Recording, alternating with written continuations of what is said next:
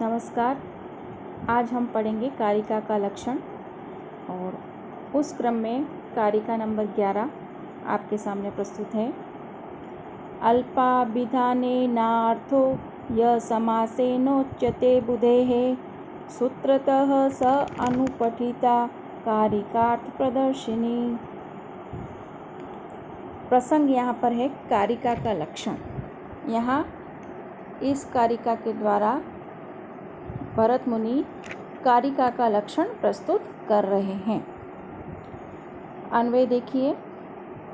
बुधेः यह अर्थ अल्प अभिधाने समासेन सूत्रतः उच्यते।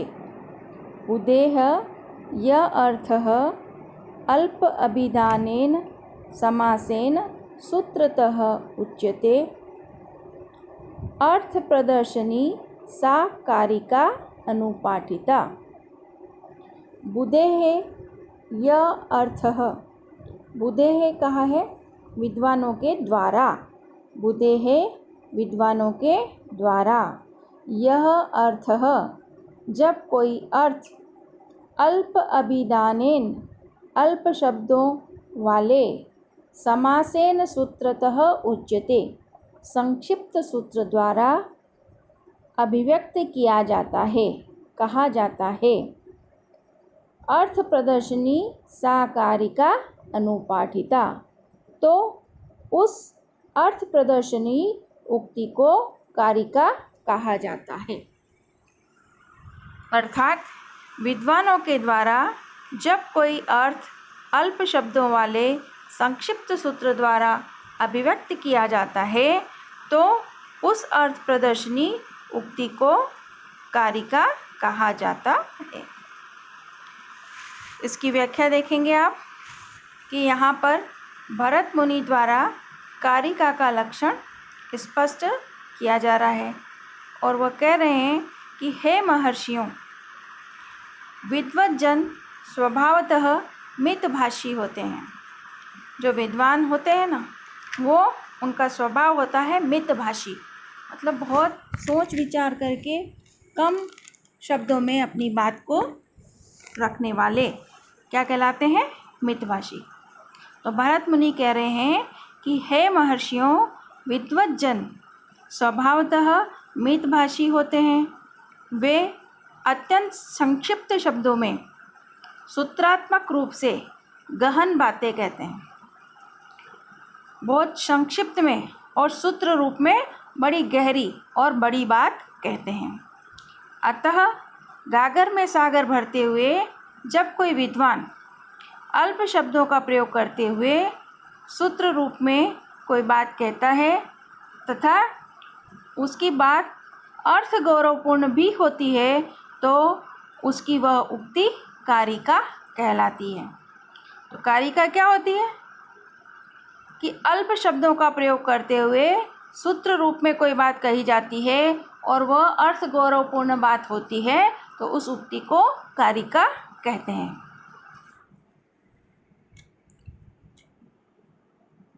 आचार्य अभिनव गुप्त के अनुसार कारिका के दो भेद होते हैं। आचार्य अभिनव गुप्त ने बताया है कि कारिका दो प्रकार की होती है। पहली है सूत्रात्मक कारिका और दूसरी श्लोकात्मक कारिका। सूत्रात्मक कारिका जो होती है वो सूत्र रूप में अर्थ प्रकट करने वाली होती है, उसे कहते हैं सूत्रात्मक कारिका। और श्लोकात्मक कारिका किसे कहते हैं? जो श्लोक रूप में अर्थ को प्रकट करने वाली होती है उसको कहते हैं श्लोकात्मक कारिका। तो विशेष बात यह है कि जो हम नाट्यवेद पढ़ रहे हैं उसमें सूत्र एवं श्लोक दोनों को ही कारिका कहा गया है। सूत्र भी है उसमें और श्लोक भी हैं और दोनों का नाम है कारिका। अब आप देखिए, अपन अगला जो बिंदु पढ़ रहे हैं उसमें उस कारिका में बताया है निरुक्त का लक्षण। कारिका नंबर 12। नाना नाम श्रेयोत्पन्नम निघंटु निगमान्वितम धात्वर्थ हेतु संयुक्तम नाना सिद्धांत साधितम। प्रसंग है, प्रस्तुत कारिका में निरुक्त का लक्षण स्पष्ट किया जा रहा है। अन्वय देखेंगे। नाना नाम आश्रय उत्पन्नम। नाना नाम आश्रयोत्पन्नम, उसको आपने बांट दिया है नाना नाम आश्रय उत्पन्नम। निघंटु निगम अन्वितम। धात्वर्थ हेतु संयुक्तम। नाना सिद्धांत साधितम। तो अन्वय आपने देखा, उस अन्वय के आधार पर हम अनुवाद करते हैं। नाना नाम आश्रय उत्पन्नम, यानी कि विविध नाम, नाना मतलब अनेक, विविध नाम संज्ञाओं के आश्रय से उत्पन्न होने वाला। निघंटु जिसको कहते हैं कोश, एवं निगम का है व्याकरण को। निघंटु एवं निगम से अन्वित, धात्वर्थ हेतु संयुक्तम, और धातु के अर्थमूलक हेतु से युक्त, नाना सिद्धांत साधितम, नाना सिद्धांतों से साधित, संक्षेप में अर्थ का सूचक क्या कहलाता है? निरुक्त। अब अगली कारिका है इसी क्रम में, कारिका नंबर 13। स्थापितो अर्थो भवेद्यत्र समासेनार्थ सूचकः धात्वर्थवचनेनेह निरुक्तम तत्प्रचक्षते। यहाँ पे भी निरुक्त का लक्षण किया जा रहा है। अन्वय देखिए आप। समासेन अर्थसूचकः, समासेन अर्थसूचकः अर्थ यत्र स्थापितः भवेत्। समासेन अर्थसूचकः अर्थ यत्र स्थापितः भवेत्, धात्वत् वचनेन इह तत् निरुक्तम प्रचक्षते। नाम एवं धातु के अर्थ का समर्थक, नाम एवं धातु के अर्थ का समर्थक ऐसा संकेतित अर्थ जहाँ पर स्थापित हो, इस प्रकार की उक्ति को यहाँ निरुक्त कहा जाता है।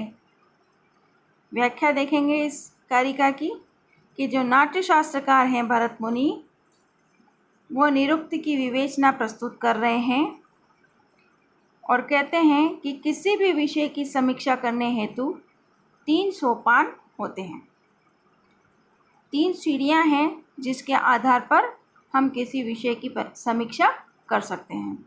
वो सोपान कौन से हैं? पहला है उद्देश्य, दूसरा है लक्षण और तीसरा है निरुक्त। सर्वप्रथम विषय का उद्देश्य संग्रह या नाम मात्र कथन किया जाता है। उसके बाद विषय का लक्षण दिया जाता है, लक्षण मतलब कारिका। तत्पश्चात परीक्षा की जाती है, परीक्षा को क्या कहते हैं? निरुक्त। क्या परीक्षा की जाती है कि जो लक्षण दिया है वह उचित है या नहीं। इस प्रकार से 3 सोपानों के चलते हुए किसी भी विषय की, किसी भी ग्रंथ की समीक्षा की जाती है, और यह जो परीक्षा की जाती है उसी को यहाँ निरुक्त कहा जाता है। अब ये परीक्षा 4 प्रकार से की जाती है। निरुक्त 4 प्रकार का बताया है, यानी कि निरुक्त के 4 भेद होते हैं। पहला है नाम द्वारा परीक्षा। निरुक्त में अनेक नाम, नाम मतलब सुबंध संज्ञाएं दी जाती हैं, और ये नाम निघंटु और निगम से युक्त होते हैं। अर्थात रूढ़ शब्दों की निघंटु कोश द्वारा तथा योग रूढ़ शब्दों की निगम द्वारा परीक्षा की जाती है। जैसे कि आचार्य, आचार्य की व्युत्पत्ति बताइए। आचार्य आचारम ग्राहयति। आचार्य वह है जो अपने शिष्यों को सदाचार की शिक्षा देता है। यहाँ व्याकरण द्वारा आचार्य शब्द की व्युत्पत्ति की गई है। तो निरुक्त के 4 भेद हैं, उसमें से हमने पहला देखा नाम द्वारा परीक्षा। दूसरा है धातु द्वारा परीक्षा। निरुक्त में धातुओं द्वारा भी विषय को स्पष्ट किया जाता है। ये धातु अर्थमूलक, अनेक प्रकार के सिद्धांतों से परीक्षित तथा संक्षेप अर्थ के सूचक होते हैं।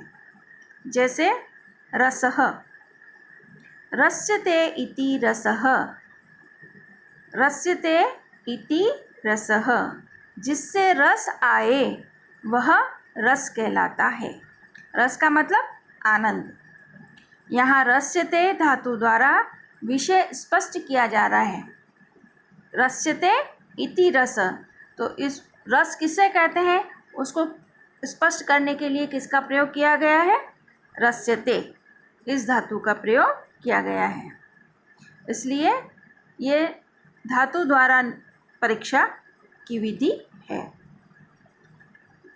तीसरा प्रकार है नाम एवं धातु द्वारा परीक्षा। जैसे कि पिशाचः, उसकी परीक्षा के लिए उसे कहा है पीशितम अश्नाति इति पिशाचः, यानी कि जो मांस खाए वह पिशाच कहलाता है। यहाँ पीशित शब्द एवं अश्नाति क्रिया है। शब्द क्या है? पीशित, और क्रिया क्या है? अश्नाति। इसलिए नाम और धातु द्वारा परीक्षा की गई है।